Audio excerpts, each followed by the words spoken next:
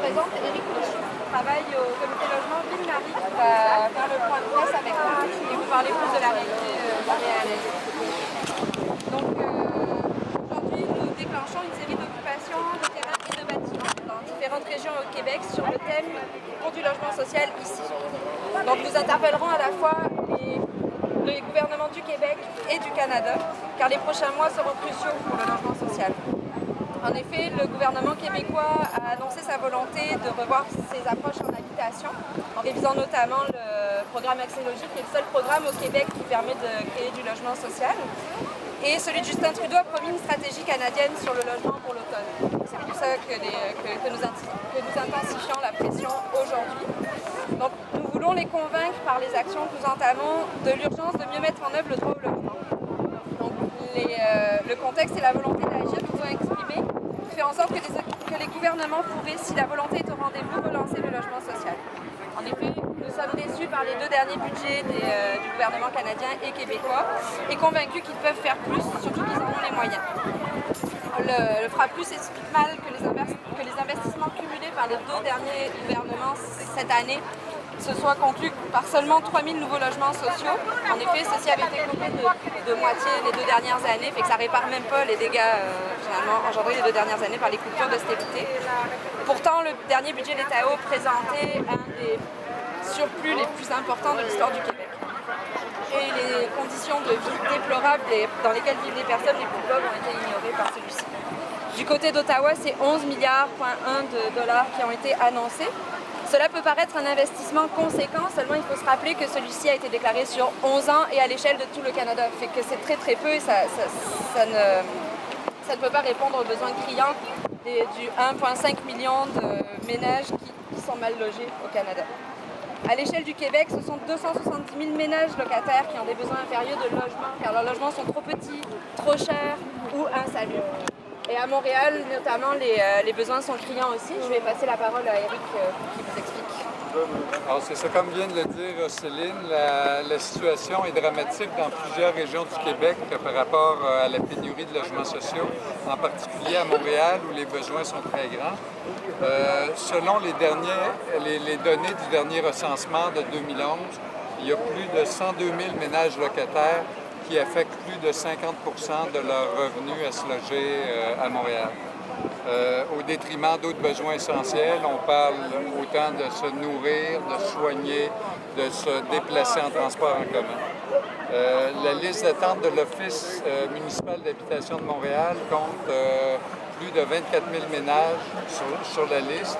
Et ça ne comprend pas tous les ménages, les milliers de ménages qui sont inscrits sur les listes des comités logements et d'autres organismes communautaires pour se loger en OSBL puis en coopérative d'habitation. Donc, on a plusieurs dizaines de milliers de ménages à Montréal inscrits sur des listes en attente. Or, malheureusement, ce qui se réalise à Montréal, si on parle de 3 000 unités pour le Québec, c'est peut-être à peine 1 millier de logements pour la région montréalaise. Les besoins en logements sociaux sont donc énormes et de nombreux organismes se mobilisent et travaillent très fort pour réaliser des projets afin de répondre aux besoins de la population montréalaise. Malheureusement, leurs projets tombent souvent à l'eau, faute d'investissement ou encore faute d'un niveau de subvention adéquat. C'est pourquoi les organismes, les comités de logement membres du FRAPLUS montréalais se mobilisent et sont motivés à organiser cette action aujourd'hui pour justement interpeller les gouvernements à cet effet-là. Merci, Eric. Merci. Donc, dans son rapport de 2016, suite à la comparution du Canada devant lui, le Comité des droits économiques et sociaux et culturels de l'ONU ont eux-mêmes dénoncé cette pénurie de logements au Canada. Et ils recommandent d'ailleurs aux deux paliers de gouvernement de prendre des mesures efficaces pour accroître considérablement le nombre de logements sociaux abordables disponibles. Donc on voit bien que la situation est vraiment problématique et il n'y a pas juste le FRAPLUS qui le dénonce. Donc actuellement, c'est à peine 4% de l'ensemble des logements qui sont des logements sociaux dans le parc de logement au Québec. C'est vraiment très peu. Le Canada est au 16e rang sur 24 au classement effectué par l'OCDE. Donc pour remédier à ce manque de logements sociaux, nous revendiquons qu'Ottawa base ses interventions sur la mise en œuvre du droit au logement en finançant bien plus généreusement le développement de logement social et en protégeant à long terme ceux qui existent déjà. Nous exigeons que le Québec finance la construction de 50 000 logements sociaux en 5 ans avec la contribution du fédéral. Donc aujourd'hui, nous allons débuter à Montréal par une manifestation qui devrait partir d'ici 14 h environ. Puis nous allons aller vers un site que nous allons occuper pour une durée indéterminée. À Québec, aujourd'hui, il y a aussi un rassemblement qui est prévu à 15 h, place de l'Université du Québec,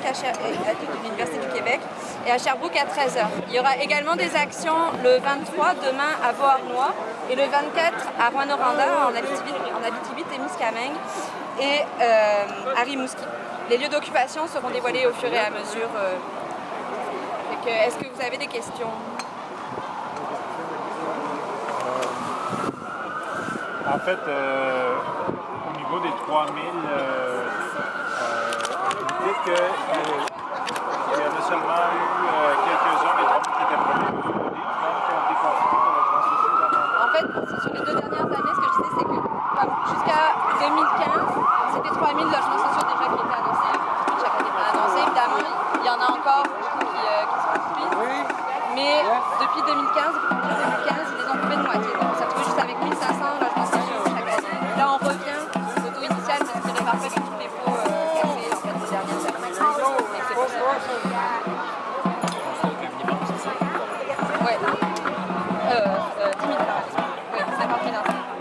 C'est vraiment ce qui est nécessaire parce que, vu l'ampleur des besoins actuels, ça prendrait plus d'1 siècle de répondre aux besoins actuels avec les logements sociaux qui sont annoncés à l'échelle du Québec depuis les derniers budgets. C'est vraiment problématique.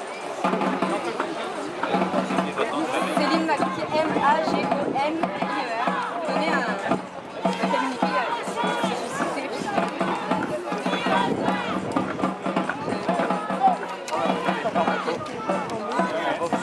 Mais si jamais le plus la force, est-ce qu'on a juste l'endroit où vous allez occuper, tu peux savoir déjà c'est où? Ça, je peux pas vous le dire parce que j'ai comme le mandat, puis c'est comme c'est pour Pourquoi se faire couper l'herbe sous le pied par les forces de l'ordre? Non, mais c'est pas, non, mais on a confiance et tout ça, c'est juste que c'est comme les groupes qui ont organisé m'ont tenu au secret. Mais par contre, vous avez mon numéro de téléphone ici. Et que si jamais vous pouvez m'appeler, on devrait y être entre 15 h et 15 h 30. Vous démarrez à 2 h. C'est ça, à peu près. En appelant sur le téléphone, oui, on pourra vous le donner rendu là. Ben, comme une fois qu'on sera sur le site. Puis on va envoyer un communiqué aussi par courriel qui annonce le site au moment où on sera ici. En termes de mobilisation aujourd'hui, est-ce que vous avez envie à voir Je pense que le nombre est un peu moins grand que ce qui avait été prévu à l'origine, sauf que c'est le temps, forcément, là, ça nuit à la mobilisation. Évidemment. Mais il y a quand même quelques personnes qui montrent que les gens sont quand même motivés à venir et à faire du campement sauvage urbain. Malgré tout. Mais comme me faisait remarquer un collègue, ça a mal tombé au moment où les gens devaient quitter chez eux pour venir à la manif. Il s'est mis à pleuvoir des cordes. Puis là, j'imagine que ça a dû en décourager quelques-uns. Mais comme ça devrait durer sur plusieurs jours, à tout le moins, mais on espère que les rangs vont se gonfler au fur et à mesure des Au journées. niveau de l'occupation du bâtiment que vous allez faire tout à l'heure, est-ce que... Ou d'un terrain, on ne sait pas encore. Est-ce que certains peuvent vous rejoindre aussi sur place? Oui, après? tout à fait. Comment ça se passe? En fait, on a créé un petit tract. Il y aura un numéro de téléphone où les gens pourront appeler. Sinon, on actualisera les informations sur les réseaux sociaux et sur le site internet du FRAPU. Donc, les gens pourront retrouver où on est installé à chaque fois. Puis, on va envoyer des communiqués. Au niveau des forces de l'ordre, on voit une grande présence policière. La dernière fois que Frappru a fait des occupations, ça a été réprimé. Est-ce que vous pensez qu'ils vont être plus tolérants, c'est ça? Est-ce que... En tout cas, il y a des règlements qui ont été depuis le camp il y a 2 ans. Il y a quand même eu il y a des règlements qui ont été invalidés en cours. Donc, et puis le contexte a un peu changé. On espère que les autorités municipales vont être plus clémentes. Mais c'est arrivé sur place qu'on va le savoir. Merci. Bonne journée. Merci. La journée des patriotes. Ouais.